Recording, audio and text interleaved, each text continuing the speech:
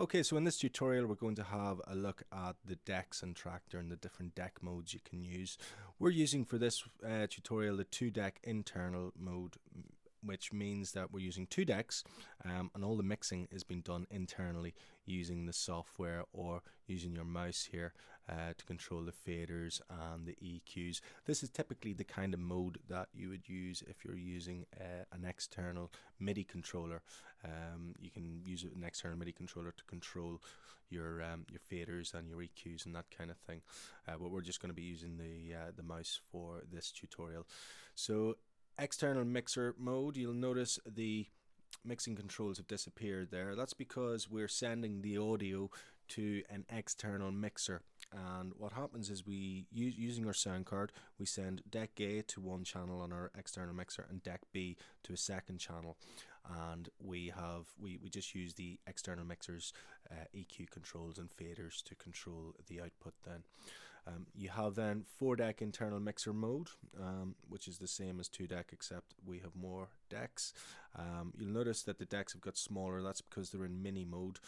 You can expand those decks, either of them, by clicking on that top row again, so it's worth remembering that.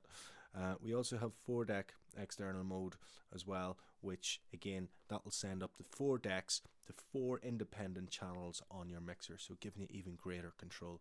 But as I said, for this tutorial we are going to use the 2 deck control. So the first thing I'm going to do is load up some tracks here. Let me see. Okay, so one way of doing it, which is probably the quickest and easiest way, is using control and either right or left click on your arrow keys. So I'm going to left click on that one. But the other way you can do it is by dragging and dropping into your chosen deck. Now, looking at the decks themselves, here we have the deck heading. This is where any information that we have stored in the metadata of this track, this will appear in the deck heading. So in this case we have track name at the top, artist in the middle row, record label in the bottom row, plus we have the track time, again record label there, but we can customize that to whatever we want. The current BPM of the track, so this changes depending on where the pitch control is, which is here on the right hand side. If we want to reset the pitch to 0, you double click on the fader. The percentage beneath that is your plus or minus percentage that you are away from 0 on your pitch shift. The other BPM here at the bottom is the original BPM of the track as well. Now these fields can all be customized to display whatever information that you want. So to do this, we go into preferences, we go to deck details, and this part here, deck heading. This is a really cool feature because you can change the information that's displayed in the top row, the middle row, or the bottom row by choosing from these drop downs if you want the beats or the gain or the BPM, whatever information you want. You'll see here we'll change this deck here. See. So you'll see there the gain control has appeared on the right hand deck there. I generally stick to title because if I'm working in 4 deck mode where I have the mini decks set up, it only displays the top row of the deck heading, so you really need to be seeing the title of the track as opposed to any other information in there. So we're going to expand those decks again by clicking on that top row. The next thing we want to look at is the waveform display and the stripe views, which give us visual representation of the tracks that we've loaded.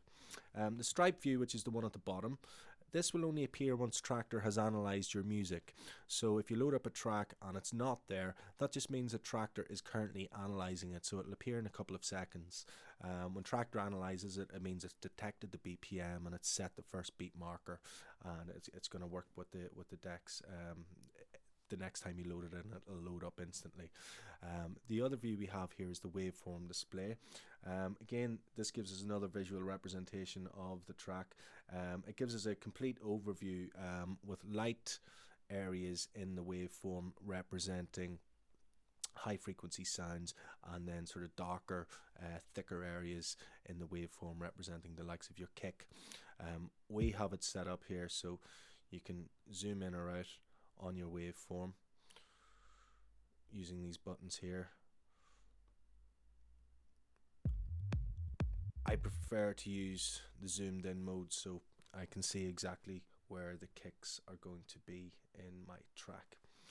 Okay, so the stripe view then beneath this again, it provides another overview of the entire track, and it will show us where any stored cue points or hot cues and loops are saved in the track. And you can click through this. Now it's best to have sort of quantize mode selected for this, so that when we click through it, it'll land on the beat. So you can really go in and find whatever point in the track that you want to find.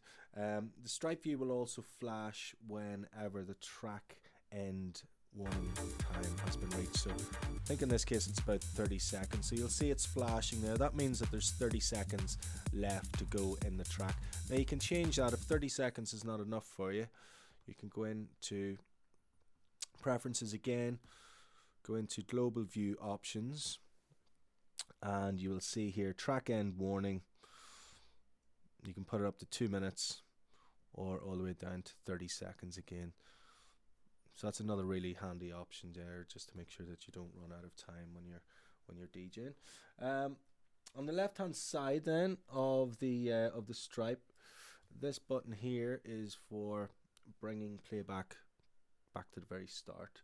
So you just click that. No matter where you are on the track, it'll jump right back to the very start.